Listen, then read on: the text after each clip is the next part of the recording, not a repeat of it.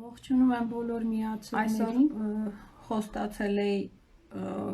միանալ և զրուցել ձեզ հետ որպես մանկավարժ, որպես հոգեբան,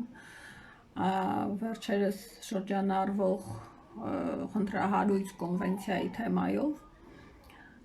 Շատ մասնագետներ են այս հարցին սկսել անդրադառնալ, ես իմ բարոյական պարտքն եմ համարում և մասնագիտական նաև պարտքն եմ համարում ևս անդրադառնալ այս հարցին։ Ուզում եմ ներկայանալ նախ, ովքեր ճանաչում են, շատ ուրախ եմ, բայց ովքեր որ կմիանան, գուցե և նրանց մոտ հարց ծագի ով եմ ես, ինչ վստահություն եմ ես կամ ինչ իրավասություն ունեմ այս թեմայով խոսելու, ներկայանամ, ես մանկավարժ եմ, 20 տարվա մասնագիտական ստաժով, մանկավարժի որակավորումով, դասախոսել եմ մի շարք բուհերում, այդ թվում մանկավարժական համալսարանում, Եվրազիայի միջազգային համալսարանում և մինչ օրս դասախոսում եմ Գավառի պետական համալսարանում, բազմաթիվ և գտնում եմ, որ մասնագիտական անդրադարձը այս թեմային շատ կարևոր է և անհրաժեշտ։ Ուստի մի փոքր կցանկանամ ձեզ հետ կիսվել այն հետազոտություններով, նկատառումներով, դիտարկումներով, որոնք որ ես ունեցա այս կոնվենցիան ուսումնասիրության արդյունքում։ Իհարկե լավ կլիներ, որ մեր կառավարությունը ցանկացած կոնվենցիա վավերացնելու գործընթացը իրականացնելուց առաջ դներ հանրային քննարկման, մասնագիտական քննարկման այն, ոչ թե միայն падգամավորների և կառավարության մակարդակով իրականացվեր այդ հաստատումները, այլ մասնագիտական քննարկումներ կազմակերպվեին, նախապատրաստական լուրջ աշխատանքներ են անհրաժեշտ նախապես իրականացնել այս առումով, բայց ցավալի է, որ մենք տեսնում ենք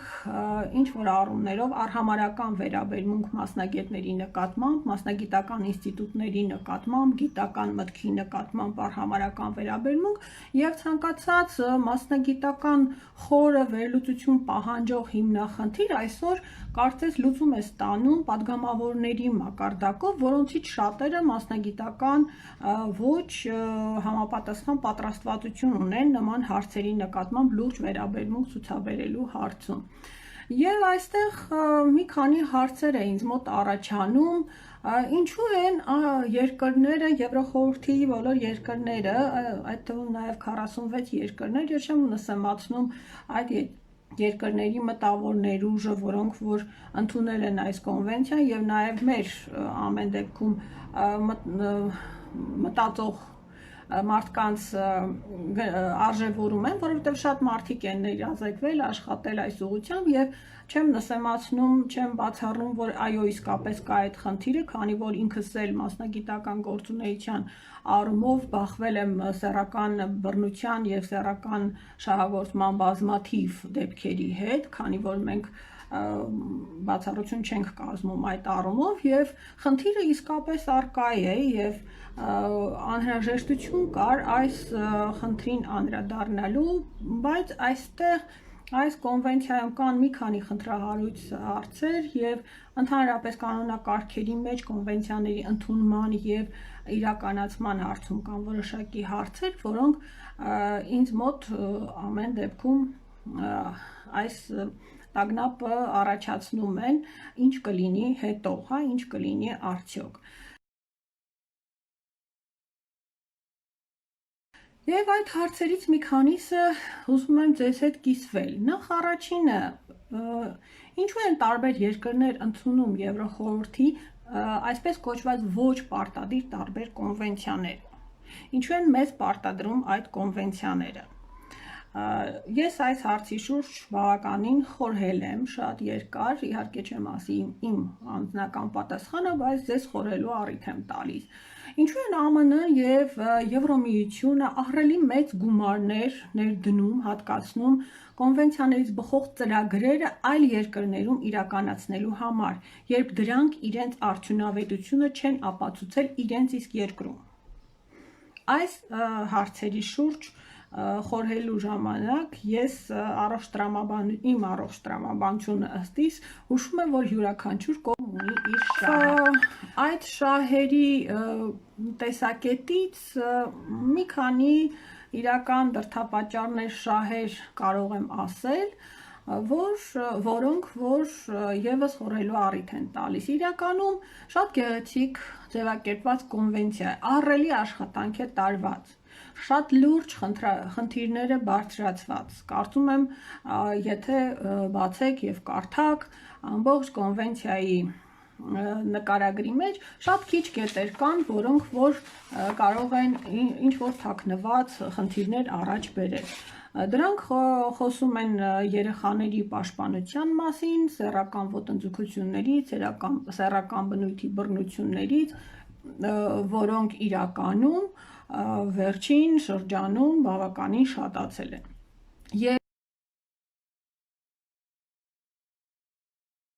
Պետական մասշտաբով մենք չունենք իրական հետազոտություններ, մենք ունենք հետազոտություններ հասարակական սեկտորի մասշտաբով եւ հասարակական սեկտորի մասշտաբով արված հետազոտություններն ու վիճակագրությունները ինձ եւս կասկածի առիթ են տալիս։ Եթե օրինակ մի փոքր այսպիսի հետազոտություն ձեզ ներկայացնեմ, հա,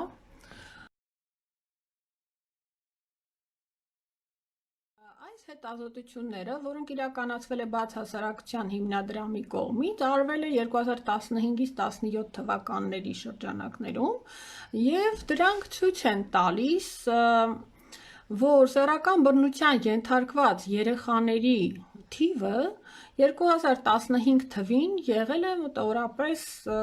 76-ը։ 2000 Եվ ընդ որում կանաչով դուք տեսնում եք, որ դրանցից 56-ը եղել են աշակերտներ, այսինքն 20-ը եղել են կրթության ոլորտից դուրս մնացած երեխաներ, 56-ը եղել են դպրոցական երեխաներ, այսինքն կրթության ոլորտում կրթություն ստացող երեխաներ, եւ թիվը տեսնում եք, որ եղել է 76։ Չգիտես ինչու 2016 թվին արդեն այդ թիվը 76-ից բարձրանում է 115 եւ տեսնում ենք, որ դպրոցական աշակերտների թիվը մնում է մոտ նախորդ տարվա թվին 53, բայց բարձրանում է կրթության համակարգից դուրս մնացած սեռական բռնության ենթարկված երեխաների թիվը, մոտավորապես 60 երեխա, 62 երեխա։ 2017 թվի տվյալներով մենք տեսնում ենք ավելի մեծ աճ արդեն կրթության համակարգից դուրս մնացած երեխաների թվի մեջ եւ նվազում դպրոցում սովորող երեխաների շարքում թիվը բռնության ենթարկված երեխաների թիվը կարծես թե 113 մնում է նույնը ինչպես նախորդ տարի։ Այս թվաբանության վերլուծության գործընթացը համադրելով այն ծրագրերի հետ, որոնք իրականացվում են տարբեր հասարակական կազմակերպությունների կողմից սկսած 2010-13 թվականներից մեր երկրում, մեր պետությունում, ենթադրում եմ, որ պետք է այդ թվերը նվազեին։ Բայց մեզ մոտ կարծես թե այդ թվերը ընդհակառակը մեծացել են։ Նշեմ մի քանի կազմակերպություններ, որոնք բացահասարակության հիմնադրամը իր բաց զեկույցի մեջ տեղադրել է, որպես այս ոլորտում հետազոտություններ իրականացրած կազմակերպությունների աշխատանքներ, եւ մի հարց եմ ուզում տալ, օրինակ Հարավկովկասյան համագործակցություն, Արևամանուկ բարեգործական հիմնադրամ, OEC Foundation հիմնադրամներ, համագործակցություն ընդդեմ երեխայի բռնության իրականացրել եւ հրատարակել են մի շարք ձեռնարկներ ծնողների, ուսուցիչների համար, ուղեցույցներ պաշտպանեք երեխային սեռական չարաշահումից, չարաշահում եւ անտեսում երեխաների նկատմամբ եւ աշխատենք միասին վերջ տալ երեխայի բռնությանը, Այսպիսի ձեռնարկներ են հրատարակվել, նշում եմ 2010-ից 13 թվականները, եւ այս ձեռնարկները հրատարակելուց հետո մեզ մոտ տեղի է ունենում այսպիսի տենդենսներ սեռական բնության աճի։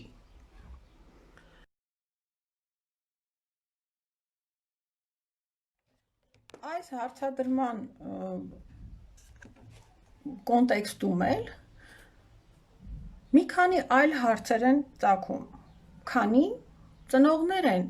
այս ձեռնարկներով իրազեկվել սեռական բռնության թեմաների վերաբերյալ։ Արդյոք այդ ձեռնարկները ենթարկվել են մանկավարժահոգեբանական փորձագիտական քննության։ Արդյոք այդ ձեռնարկներով իրազեկող հասարակական կազմակերպությունների անդամները անցել են այն փորձաքննությունը, այն մասնագիտական վերահսկողությունը, որը պահանջվում է այս թեմաներով խոսացող մասնագետների հարցում, որը պետք է պետությունը իր կողմից ցուցաբերի իր երեխաներին պաշտպանելու համար։ Ոչ մի նման ծրագիր, ոչ մի նման նախաձեռնություն ես չեմ տեսել պետության կողմից։ Այսինքն ստացվում է, որ հասարակական կազմակերպությունները, ես ինքս հասարակական կազմակերպության նախագահ եմ, բայց ես չեմ մտնում այն ոլորտ, նույնիսկ եթե իրավունք էլ ունեմ, որը մեծ պատասխանատվություն է իր մեջ ներառում երեխայի հոգեկան առողջության, հոգեկան խնդիրների լուծման առումով առանց ծնողի համաձայնության, առանց ծնողի հետ համագործակցության, առանց ծնողի հետ համատեղ աշխատանքի։ Բայց 2006 թվականին մենք տեսանք, որ նման անփույթ վերաբերմունքի արդյունքում դպրոց էին մտել այնպիսի ուսումնական ուղեցույց ձեռնարկներ, որոնցից պարզապես ուսուցիչները շոկային վիճակի մեջ էին հայտնվել, որովհետև այդ ուղեցույց ձեռնարկների նպատակը ոչ թե երեխայի սեռական կամ սեռային դաստիարակության հարցադրումներ, այլ նրանց իրազեկումը, օրինակ միասեռական կապերի եւ այլ սեռական ակտերի անցկացման վերաբերյալ։ Եվ այստեղ բավականին լուրջ աղմուկ բարձրացրեց արդեն հասարակական կառույցները եւ մասնագետները, եւ մենք կարողացանք կանխարգելել նման ձեռնարկների մուտքը, բայց դա դաշ չեղավ պետության համար եւ վարչական ոչ մի այսպես վերահսկողություն չսահմանվեց նման կառույցների նկատմամբ, թեպետ հասարակական շատ կազմակերպությունների մուտքը դպրոցներ կարծես թե արգելվեց։ Բայց այս պահի դրությամբ ես մեծ վտանգ եմ տեսնում, որ պետությունը ինքը դռները բացելու է հասարակական կազմակերպությունների առջև եւ դրանք լուրջ խնդիրներ են առաջացնելու։ Հասկացությունների վերաբերյալ կցանկանամ խոսել, ինչ ասել է սեքսուալ դաստիարակություն, ինչ ասել է սեռական դաստիարակություն, ինչ ասել է սեռային դաստիարակություն։ Խնդիրը նրանում է, որ Լազարոտի այս կոնվենցիան ինքը առաջ է բերում որպես սեռական բնությունից կանխարգելման կարևոր միջոց երեխաների սեքսուալ դաստիարակության խնդիրը, որի մեջ ինքը ներառում է սեռական ֆիզիոլոգիական դաստիարակության եւ իրազեկման հարցեր եւ նաեւ որոշ այսպես կարմիր գծով ոնց որ տեսես կողքից, մի քիչ նաեւ սեռային դաստիարակության հարցեր, բայց ցավը նրանում է, որ սեռային դաստիարակությունը, որը պետք է ձևավորի սեռային բարոյական մոտեցումներ, պետք է ձևավորի միջանձնային հաղորդակցում, կուլտուրա, մշակույթ, կին-տղամարդ հարաբերությունների ձևավորում, ընտանիքում հարաբերությունների ձևավորում եւ այլն, այստեղ շատ այսպես թույլ թեթևակի անցում է կատարում եւ ավելի շատ մեծ ծավալ է տրամադրում ֆիզիոլոգիական սեռային իրազեկման խնդիրներին, որի հիմնական գաղափարական կորիզը դա հաճույքն է դիտվում, ֆիզիոլոգիական հաճույքը, ոչ թե հոգևոր հաճույքը կամ բարոյական հաճույքը եւ այլ ավելի շատ սեռային հաճույքը ֆիզիոլոգիական հարաբերություններից եւ այստեղ շատ լուրջ խնդիր եմ ես տեսնում արդեն եվրոպական քանի որ Լազարոտի կոնվենցիան ինքը չի ներառում այդ խնդիրները, դուք շատերը դա կարող եք չտեսնել, բայց ինքը իր տեսակի մեջ առաջ է քաշում այն կարևոր սկզբունքները, չափանիշները, որոնք արդեն ձևակերպված են եվրոպական համաշխարհային առողջապահության կոմիտեի Եվրոպական ռեգիոնալի բյուրոյի կողմից մշակված սեքսուալ կրթության եվրոպական չափանիշների ձեռնարկում, որի ուսումնասիրությունը հանգեցնում է նրան, որ մենք տեսնում ենք այստեղ արդեն բավական այստեղ մենք տեսնում ենք բավական լուրջ աշխատանք տարված իրավական ոլորտի կարգավորումների առումով եւ ես ասելիք չունեմ Անձամբ ինքս բախվել եմ տարիներ առաջ մի շատ լուրջ խնդրի, որը ինձ միշտ այսպես հետապնդում էր, երբ ես 2006 թվականին գիտափորձի նպատակով 6 ամիս այցելեցի անչափահասների քրեակատարողական հիմնարկ, այնտեղ սեռական բռնության մի շարք դեպքերի առնչվեցի, ինչպես օրինակ 13 տարեկան տղային դատապարտել էին 9 տարվա ազատազրկման, զուտ նրա համար, որ նա աղջիկ երեխային 4-5 տարեկան, 3 տարեկան, եթե չեմ սխալվում, աղջիկ երեխային իր գիրկը նստացրել էր, իր մոտ առաջացել էր էրեկցիա եւ սերմնազատում, բայց չէր եղել բժշկական փորձակնություն անցկացվել, ես բոլոր փաստաթղթերը ուսումնասիրել էի եւ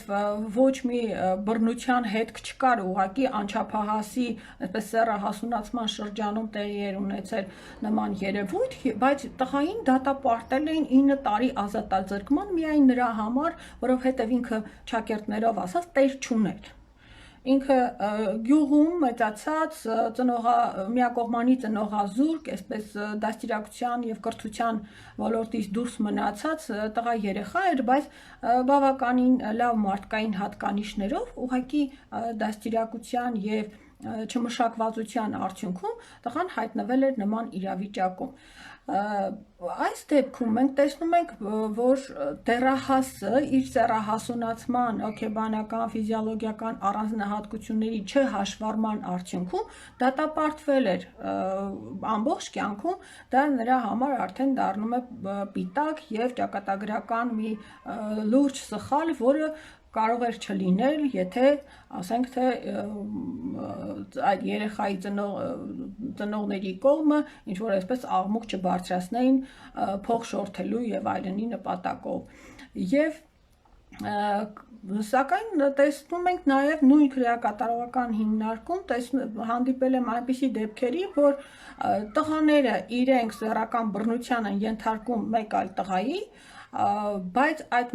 բռնության ենթարկվածը, որը ինքը արդեն իսկ զոհ է, դառնում էր ավելի անպաշտպան, քան նրանք, ովքեր բռնության են ենթարկել։ Այս առումով էլի բավականին լուրջ խնդիրներ էին, որոնք այսպես թե մշակութային, թե ենթախմբային հարցեր են առաջ բերում։ Մյուս կողմից մենք տեսնում ենք, որ Սեռական սեռային հասունացման տարբեր դրսևորումները, որոնք տեղի են ունենում նորմայի մեջ երեխաների շրջանում, դրանք կարող են դիտվել այս շրջանակում որպես բռնություն կամ որպես ինչ-որ արտառոց խնդիր եւ ես կարծում եմ այդ թեմայով շատ խոսելը այդ թեմայի վրա երեխային կենտրոնացնելը ինքը շատ ավելի լուրջ խնդիրներ կարող է առաջ բերել, քան այդ թեմայի շուրջ ավելի զսպված մեխանիզմներ մշակելը։ Օրինակ, դեպք եմ ունեցել, որ երեխային ծնողները վախեցրել էին, ասենք իրազեկելով, որ վայ հանկարծ օտար տղամարդ, որ մոտենա քեզ չմոտենաս, հանկարծ չխոսես, գիտես մանկապիղծներ կյանքներ են պտտվում, նրանք գողանում են երեխաներին, տանում են բռնության են ենթարկում եւ աղջիկ երեխայի մոտ անտանելի վախ էր ձևավորվել առհասարակ տղամարդկանց նկատմամբ եւ այդ վախը հետապնդում էր նույնիսկ չափահաս տարիքում եւ դա ազդում էր նրա տղաների հետ փոխհարաբերությունների վրա բոլոր տղամարդկանց մեջ նա տեսնում էր սեռական բռնության գործող մարդիկ դա ծնողների ոչ ճիշտ իրազեկվածության եւ ոչ ճիշտ ներկայացման արդյունքում է եւ կան փուլեր որ այդ փուլերում երեխային այս թեմաների շուրջ իրազեկելը եւ սեռական բռնության մասին խոսելը չխոսելով դրա դրական կողմերի վերարտադրողականության կողմերի մասին դա կարող է բավականին լուրջ խնդիրներ առաջացնել դրա համար շատ լուրջ եմ տեսնում այն մասնագետների այն մանկավարժների հոգեբանների պատրաստման խնդիրը ովքեր այս թեմաներով կաշխատեն թեպետ մի շատ կարևոր կետ եմ ուզում այստեղ նաև առանձնացնել որ նորից հանդիպել եմ մանկավարժների շրջանում խուսափումը այս թեմայով խոսելու խուսափումը այս թեման շրջանցելու դա գալիս է նրանից որ մանկավարժները առանց այդ էլ ամաչում էին հատկապես հայ մանկավարժները շատերը ամաչում են խոսել բայց ելնելով այն դրույթից որ սեռական դաստիարակության թեման ինչ որտեղ տաբու էր մեր հասարակության մեջ եւ մանկավարժները իրենք պատրաստված չեն այդ թեմայով ճիշտ իրազեկելու եւ ճիշտ խոսելու զրուցելու երեխաներին նրանք խուսափում են շրջանցում են այդ թեմաները երեխան մնում է չիրազեկված փողոցի մակարդակով եթե մենք պատրաստենք են մանկավարժներին բայց կոնվենցիայի այն կետը վերցնենք որը որ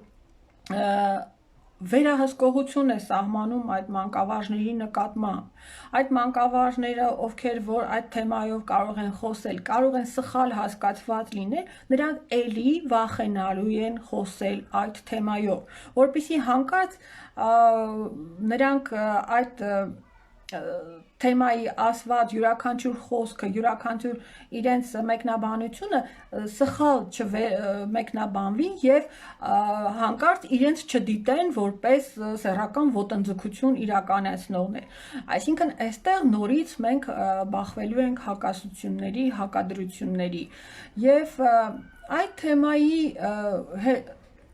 այդ թեմայի շուրջ զրույցները իրականում այսպես ծնողների հիմնական պատասխանատվության տակ պետք է լինի բայց մենք տեսնում ենք որ կան ծնողներ որոնց իրենց է պետք այդ թեմայով իսկապես զարգացնել, իսկապես իրազեկել, կրթել, որպեսզի իրենք կարողանան երեխային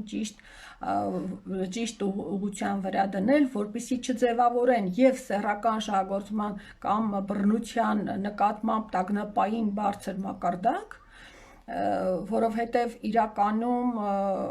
այդ խնդիրը այն դաշտում չէ, հանրային այն դաշտում չէ, որ բոլորի մոտ դա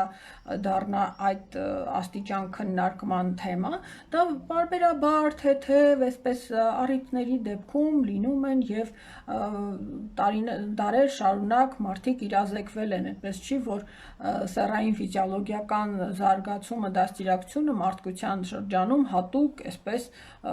լուրջ կրթական մոտեցում է պահանջել, մարդիկ իրազեկվել են, մարդիկ իմացել են, դա բնություն է, դա բնական զարգացման փուլեր են, որոնք որ իսկապես տեղի են ունենում եւ մենք կարող ենք այդ ուղղությամբ որոշակի այսպես մշակված մեխանիզմներ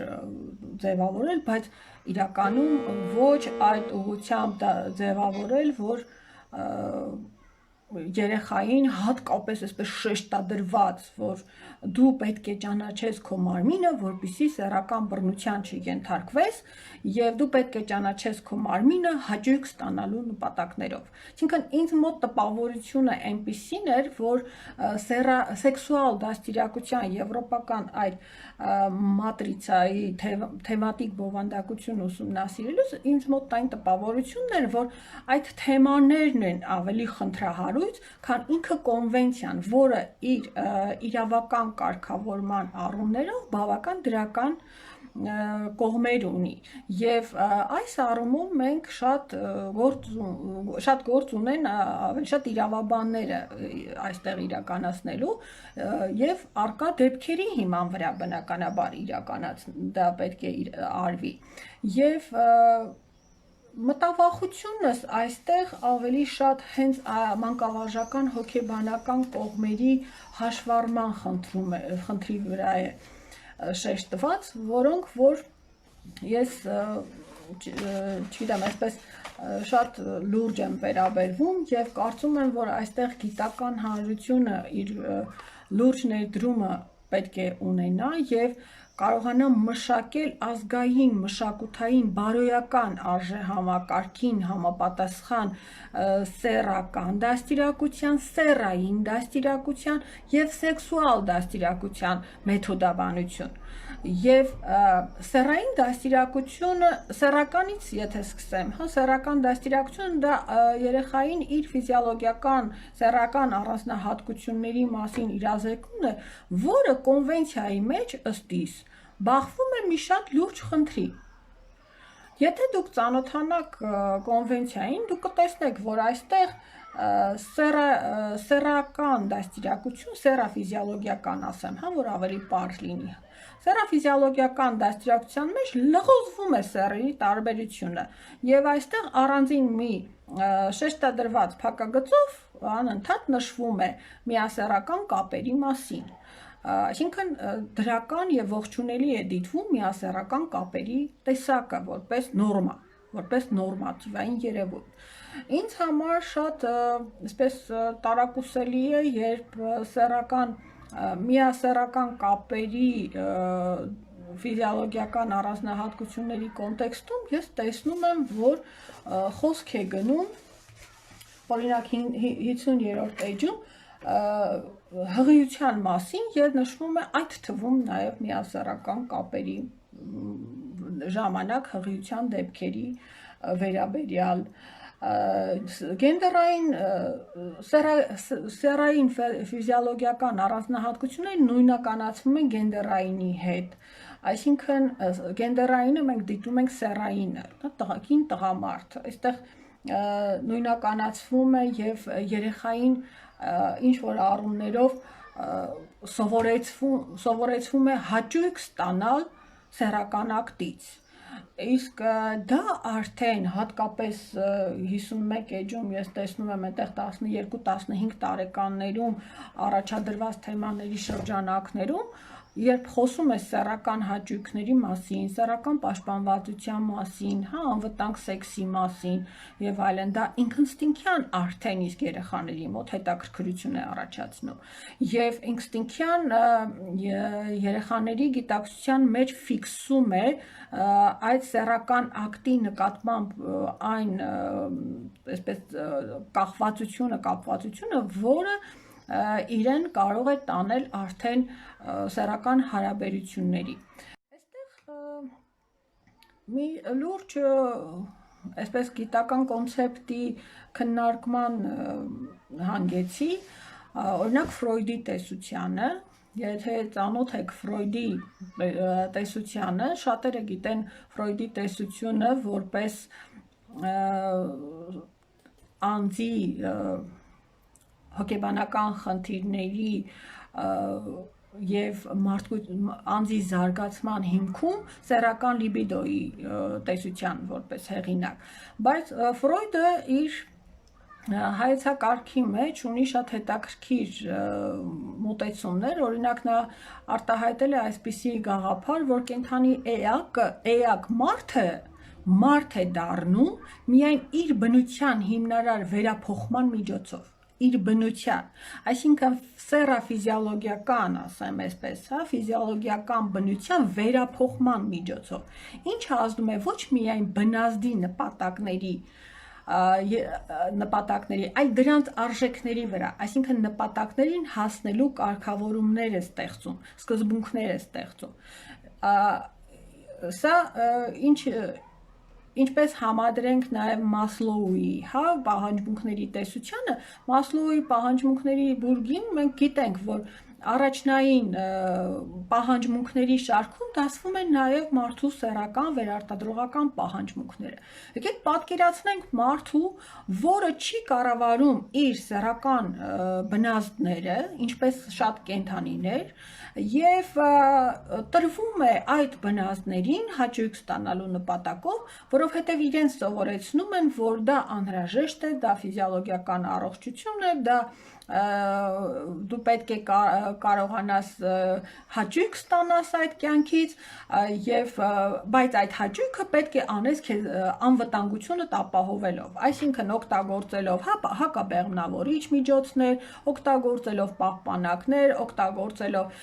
չգիտեմ, այսպես զգուշություն իրականացնելով, այսինքն 13-12 տարեկանից արդեն երեխային սովորեցնում են սա։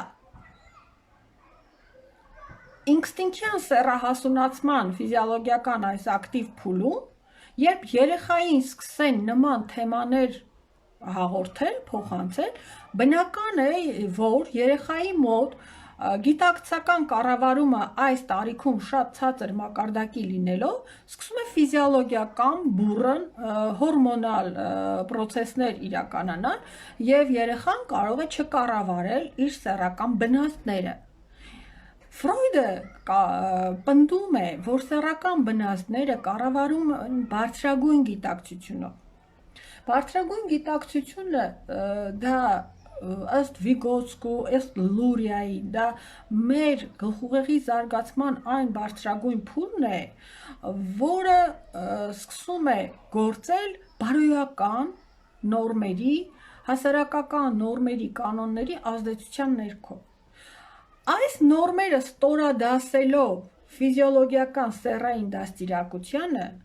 բարոյական հասարակական գիտակցության ձևավորումը ստորադասելով սեռային դաստիարակությանը, մենք ունենալու ենք լուրջ ռեգրես, հոգևոր ռեգրես, սերունդների հոգևոր ռեգրես։ Եթե դարեր շարունակ ըստ Ֆրոյդի ասում եմ մարդկության պատմությունը դա նրա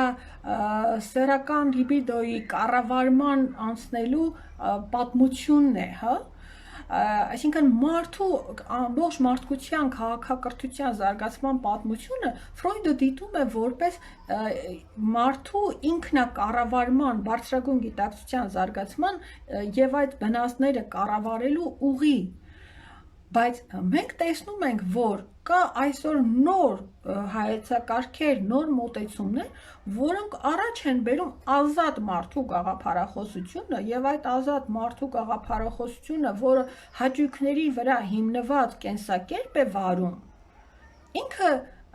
կոտրում է հասարակական կարծրատիպերը, մշակութային կարծրատիպերը եւ այն սահմանները, հա, ես չեմ ասում ամոթը, հա, ես չեմ ասում արգելքները, ես ասում եմ նորմերը։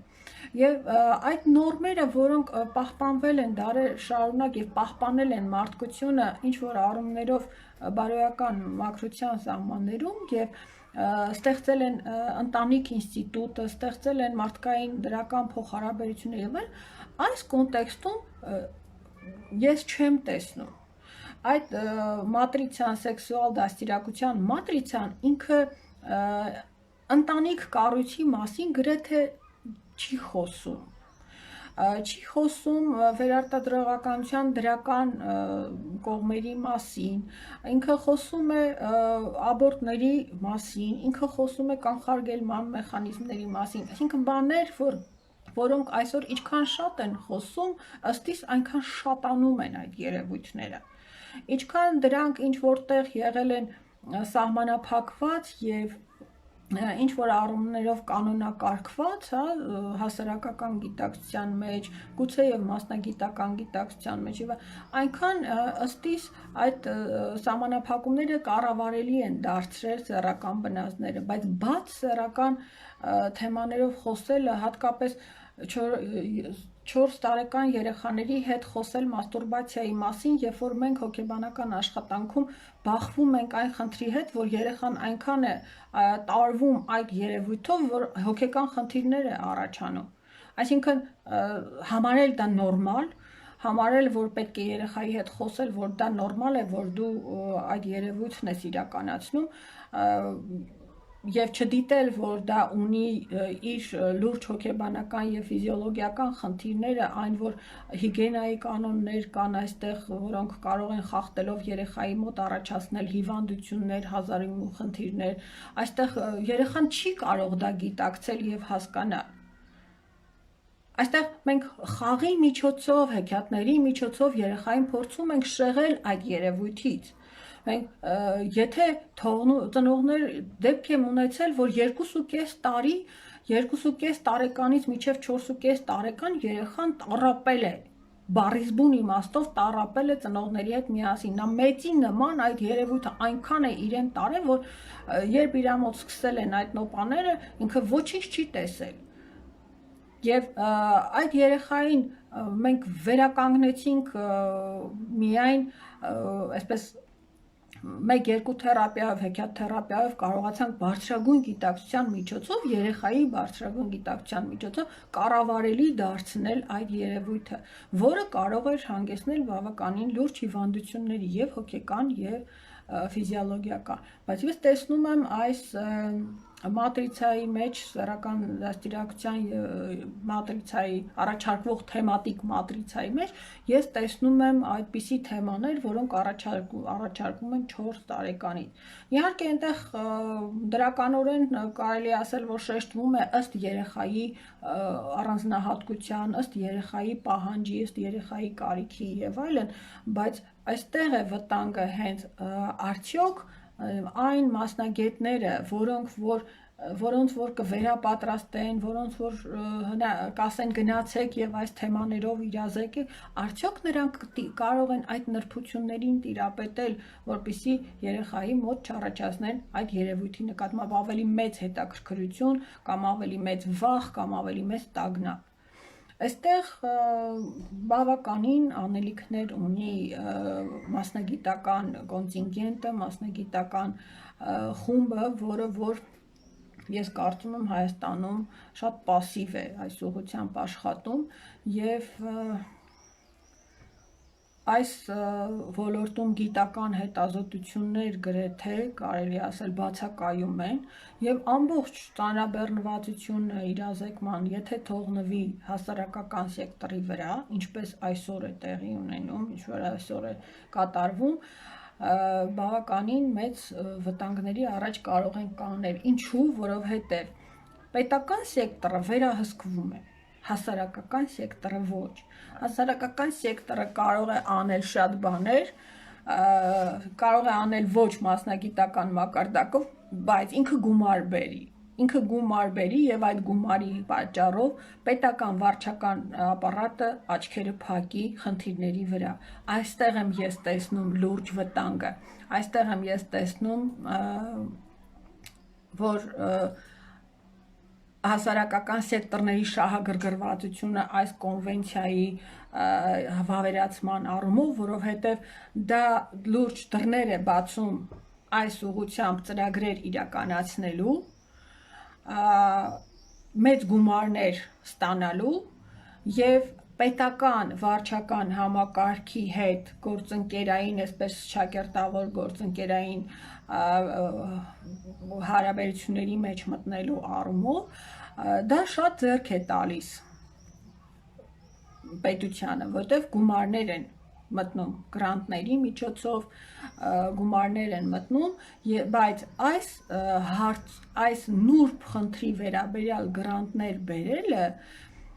եւ այս նուրբ խնդիրը վստահել ոչ մասնագիտական հասարակական սեկտորին, սա արդեն ինձ համար ինչ որ առումներով անընդունելի։ Ես շատ մեծ փափագով էի ստանձնել, ղեկավարել մանկավարժահոգեբանական հանրապետական մանկավարժահոգեբանական կենտրոնը այն նկատառումով, որ պետք է փորձեի պետության կառավարման համակարգին հասցնել այն լուրջ խնդիրը, որ հանրապետական մանկավարժահոգեբանական կենտրոնը պետք է դառնա փորձագիտական կենտրոն բոլոր նման կոնվենցիաների, բոլոր նման օրենքների եւ որոշումների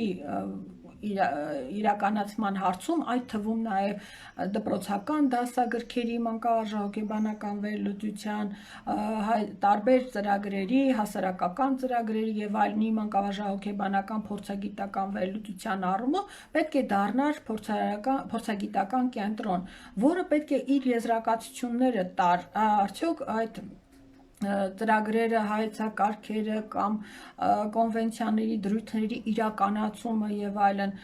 դրված է պատշաճ մակարդակի վրա, գիտական հիմնավորված սկզբունքներով են իրականացվում, չափանիշները ճիշտ են մշակվում, գնահատման վերահսկողության մեխանիզմները ճիշտ են մշակված, թե ոչ։ Սակայն այսօր ես տեսնում եմ, որ մանկավարժահոգեբանական կենտրոնը ինքը այդ ֆունկցիան գործառույթը չի իրականացնում եւ իրականացնում է միայն ներառական կրթության ոլորտի ծրագրեր, իսկ այն բացը, որ այսօր կա բոլոր այդ ծրագրերի առումով, այդ բացը մենք չունենք ոչ մի ինստիտուցիոնալ կառավարման մեխանիզմ, որը ինձ համար եւս տագնապի առիթ է տալիս։ Ես տեսնում եմ, որ ավելի Քնուր Պետրոսյանը գրել է, որ ավելի ճիշտ է հենց ծնողներին առաջին հերթին կրթել այդ առումով, նկատի ունեմ համատարած բոլորին, ես օրինակ որպես ծնող շատ կողմ եմ։ Այո, ես կարծում եմ, որ ծնողների կրթությունը, հարգելի Քնքուշ, շատ անհրաժեշտ ու կարևոր է այս առումով, բայց այստեղ էլ է ինձ համար հարց, ով է ծնողին կրթելու, հա, ինչ ծրագրով են ծնողին կրթելու, որքանով է դա իրազեկման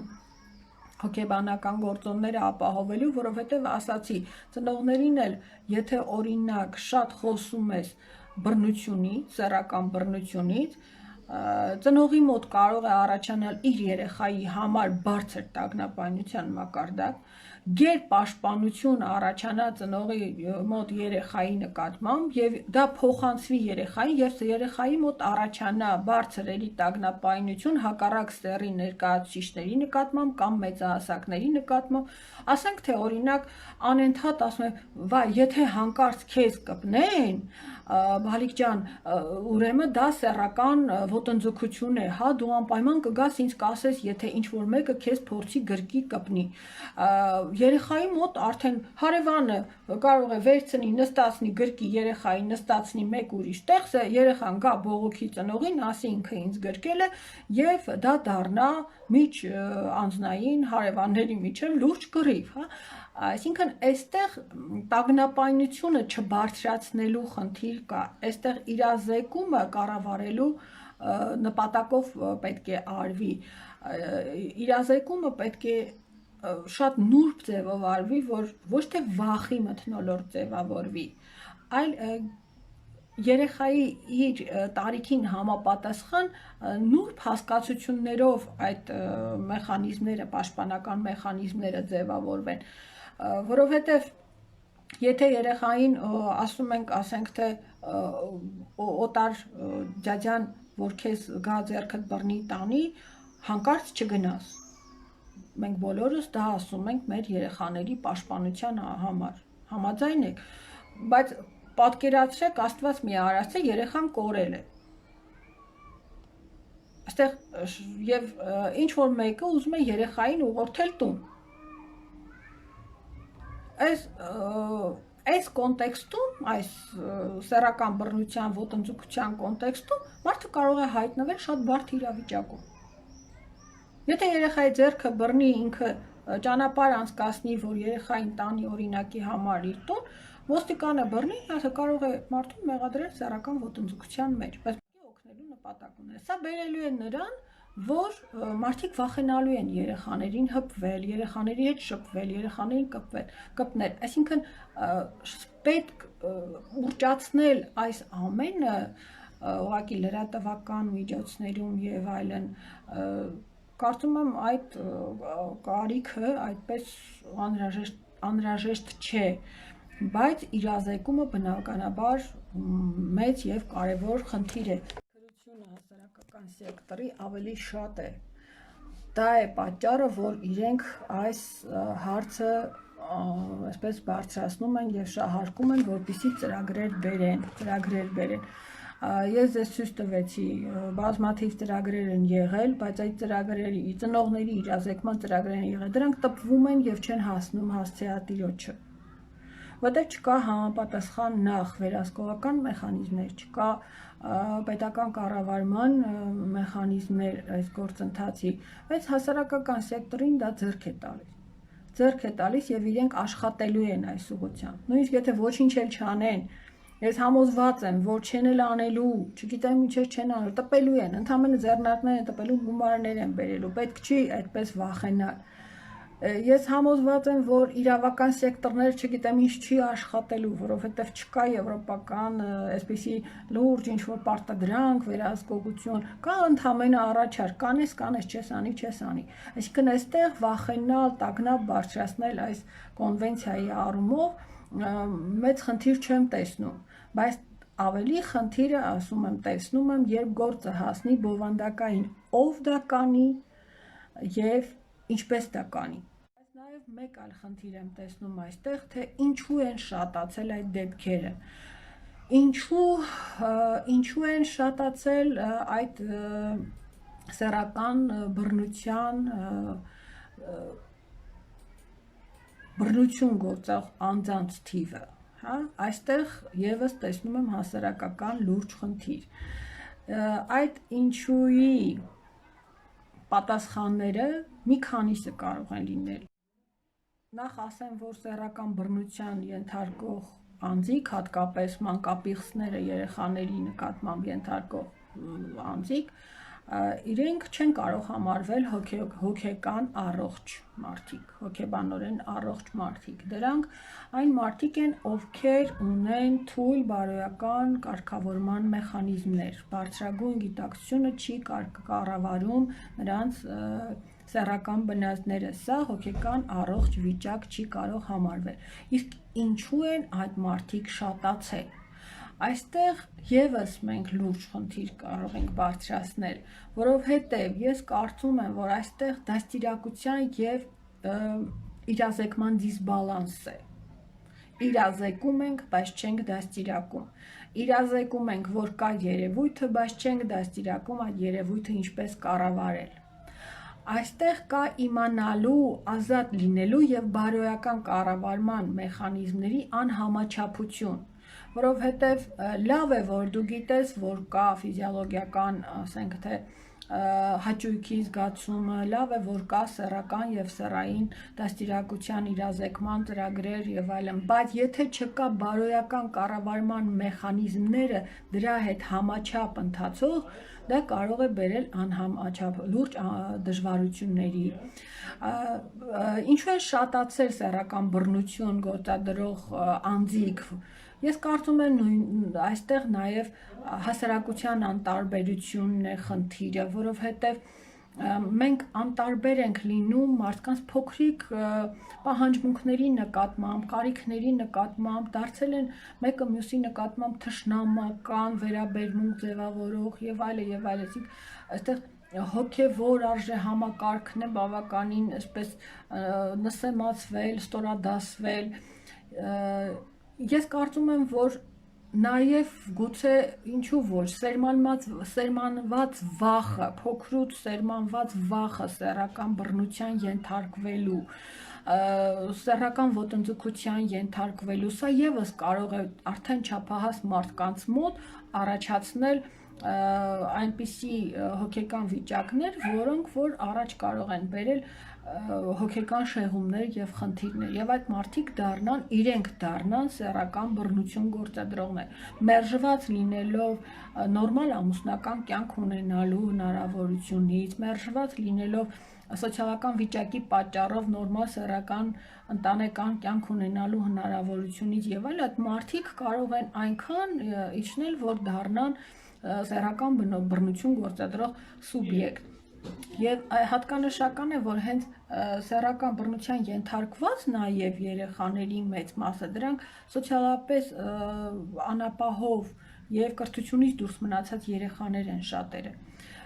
Դա նշանակում է, որ մենք դաստիարակության, մանկավարժության ոլորտում ունենք մեծ բացթողումներ։ մեծ բացթողումներ, որոնք պետք է իրականացվեն ոչ միայն սեռական սեքսուալ դաստիարակության գործընթացում, այլ իրականացվեն գեղագիտական, բարոյական դաստիարակության գործընթացում։ Շատ ես հիշում եմ, մենք գրականության դասերի ժամանակ այնքան գեղեցիկ էինք անցնում սեռական փոխհարաբերությունների, սիրո, հարգանքի, փոխադարձ այդ երևույթի մասին, այնքան գեղեցիկ ստեղծագործություններ կային, ճիշտ է դա ռոմանտիզմ է ձևավորում, ինչ որ առումներով կարող է կտրել իրականությունից, բայց դա իրականության հետ պետք է համահունչ գնա։ Եվ այն է խնդիրը, որ այսօր մենք այդ իրական դաստիարակության, իրական ֆիզիոլոգիական պահանջմունքների բավարարման վրա մեծ շեշտը դնելով այն տեսությունների վրա, որոնք որ առավել կարևորում են իրական ֆիզիոլոգիական հարաբերությունները, որը արդեն կարող եք օրինակ հանդիպել Հերբերտ Մարկուզեի ասեմ Էրոսը եւ քաղաքակրթությունը, հա, աշխատության մեջ, որտեղ նա հակադրվում է Ֆրոյդի սոցիալական հոգեվերլուծությանը։ Ֆրոյդը իր հոգեվերլուծության մեջ շատ է շեշտը դնում նրան, որ անձի սոցիալական ձևավորումը, այսինքն գեր-եսի ձևավորումը, նա պետք է կառավարի նրա ֆիզիոլոգիան, նրա ֆիզիոլոգիական բնազդները, նրա ֆիզիոլոգիական պահանջմունքները եւ այստեղ արդեն եվրոպական քաղաքակրթությունը կարծես Ֆրոյդին հակադրվել է եւ բերել է Հերբերտ Մարկուզեի այն տեսությունը, որ մարդը ազատ է եւ մարդը ազատ պետք է լինի իր հաճույքները տիրապետելու առումով, իր հաճույքներին տրվելու առումով եւ այդ թվում սեռական հաճույքները, ֆիզիոլոգիական հաճույքները մարդուն, որին որպես սոցիալական էակ, որպես բարձրագույն գիտակցության կրող էակի իջեցնում է Մասլոուի բուրգի այն ֆիզիոլոգիական ցածր պահանջմունքների մակարդակի, որի մասին արդեն խոսեցի եւ գուցեև չկրկնվեմ, հա։ Կա հետազոտություն, որ նվազել է սեռական բռնությունների թիվը Եվրոպայում այս կոնվենցիան ընդունելով։ Ես կարծում եմ բռնություն է երեխային փոքր տարիքից վաճառելը միասեռական ընտանիքին, դա արդեն իսկ երեխայի իրավունքի խախտում է, ծնողից զրկելու, այլ ծնողների տալու, որոնք որ պարտադրելու են երեխային այլ սեռական պատկանելություն, այլ դաստիարակություն են տալու, սա սեռական բռնություն չէ, սա սեռական ոտնձգություն չէ, կամ վերջերս շրջանառվող ինչ-որ մի դեպք էր քննարկվում, հա, որ ինչ-որ մի հասարակական կազմակերպություն պաշտպանել է 11 տարեկան երեխային եւ ոստիկանության են հանձնել հորը նրա համար, որ հայրը թույլ չի տվել, որ 11 տարեկան երեխային միասեռական դառնա։ Այսինքն միասեռական դարձնողներին չեն դատապարտում, որ երեխան 11 տարեկանին դարձնում են միասեռական կապերի զոհ, այլ դատում են տղայի հորը, տալիս են ոստիկանություն այդ հասարակական կազմակերպությունները, որը պաշտպանում է իր երեխային։ Այսինքն այս ամենի մեջ կան նուրբ հարցեր, որտեղ ծնողի իրավունքը սկսում է ստորադասվել ինչ որ մի իրավապաշտպանների իրավունքով։ Շնորհակալություն, որ մնացիք կապի մեջ։